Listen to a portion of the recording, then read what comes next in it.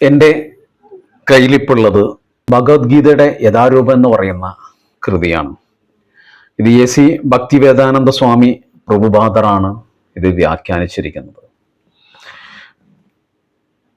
ജീവിത ദർശനത്തിൻ്റെ ഒരു കലവറ എന്നാണ് ഇത് വിശേഷിപ്പിക്കുന്നത്. ഭക്തിവേദാന്ത സ്വാമി പ്രഭുപാദർ രചിച്ച ഈ മലയാള ഗ്രന്ഥം അത്തരത്തിലുള്ള ഒരു കോട്ടോട് കൂടിയിട്ടാണ് നമ്മുടെ മുന്നിലേക്ക് എത്തുന്നത്.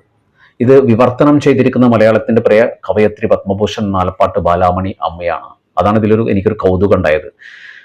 അവരുടെ ആ തൂലിക ഏറ്റവും അർത്ഥവത്തായ രീതിയിലും ആഴത്തിലും ഇത് വ്യാഖ്യാനിച്ചിട്ടുണ്ട് എന്നുള്ളത് ആണ്.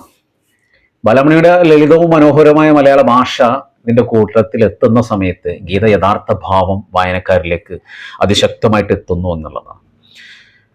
ഈ പുസ്തകം കേവലം ഒരു തത്വചിന്താ ഗ്രന്ഥമെന്ന് പറഞ്ഞ് മാറ്റിവെക്കാൻ പറ്റില്ല. മറിച്ച് ജീവിതത്തിലെ പ്രതിസന്ധികളെ എങ്ങനെ ധീരമായി നേരിടാമെന്ന് നമ്മൾ അറിയാതെ തന്നെ എവിടേക്കോ പഠിപ്പിക്കുന്നുണ്ട് എന്നുള്ളതാണ്. ഒരു വഴികാട്ടി എന്നൊക്കെ വേണമെങ്കിൽ ഇതിനെ നമുക്ക് വിശേഷിപ്പിക്കാം. ചില ഘട്ടത്തിൽ ഇതിന്റെ അർത്ഥവത്തായ ഉൾക്കാഴ്ചകൾ വെളിപ്പെടുത്തുന്ന 2 ശ്ലോകങ്ങളുണ്ട് ഇതിന്റെ.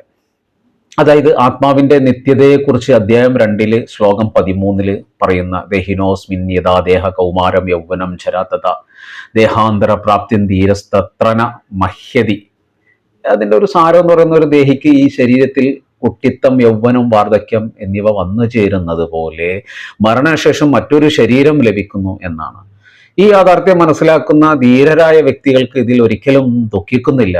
ആത്മാവിന്റെ അനശ്വരതയും ശരീരത്തിന്റെ നശ്വരതയും കുറിച്ചുള്ള ഏറ്റവും മനോഹരമായ ഒരു ഓർമ്മപ്പെടുത്തലായിട്ട് ഇത് നിൽക്കുന്നു.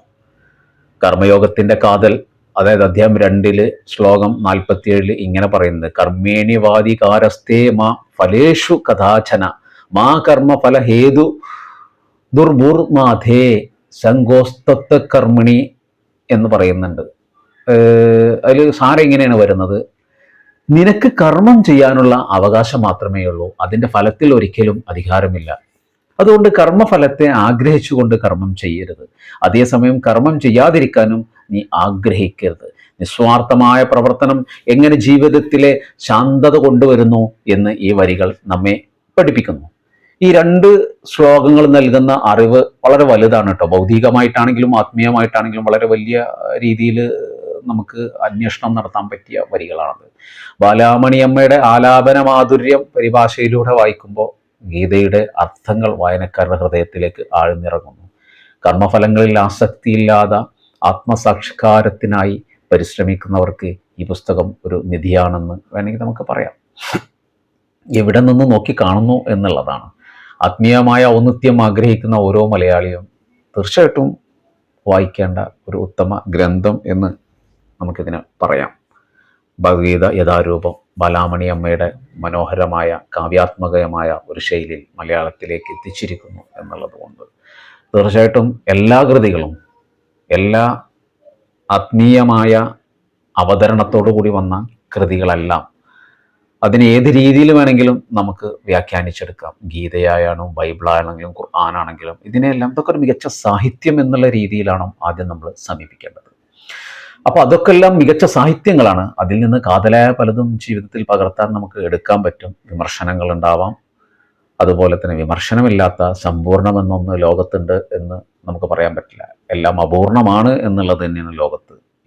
എന്തിനും വിമർശിക്കാം എന്നുള്ളതാണ്. പക്ഷേ ഏതൊരു വിമർശനത്തിലേക്ക് കടന്നു പോകുന്ന സമയത്ത് നമ്മൾ മനസ്സിലാക്കേണ്ട കാര്യം അത് ജീവിതചര്യയിൽ, ഭൗതികതയിൽ, ആത്മീയതയിലെല്ലാം അത് ഏത് രീതിയിലെല്ലാം നമ്മളെ മുന്നോട്ട് നയിക്കുന്നു എന്നും നമുക്ക് ഏത് രീതിയിലെല്ലാം ഉപയുക്തമാകുന്നു എന്നുള്ളതാണ്. നാലപ്പാടൻ്റെ ഒരു വാക്ക് കടമെടുത്തുകൊണ്ട് നമ്മൾ ഇത് അവസാനിപ്പിക്കേണ്ടി വരുന്നുണ്ട്. അനന്തമജ്ഞാതമവർണ്ണനീയം ഈ ലോകഗോളം തിരിയുന്ന മാർഗം ഇതിങ്കലെങ്ങാണ്ടൊരിടത്തിരുന്ന് നോക്കുന്ന മർത്യൻ കഥ എന്ത് കണ്ടു. ഇത്രയും മതി ഒരു ബുദ്ധിയുള്ള മനുഷ്യൻ എവിടെ നിൽക്കുന്നു എന്ന് മനസ്സിലാക്കാൻ. അഭിവാദ്യങ്ങൾ.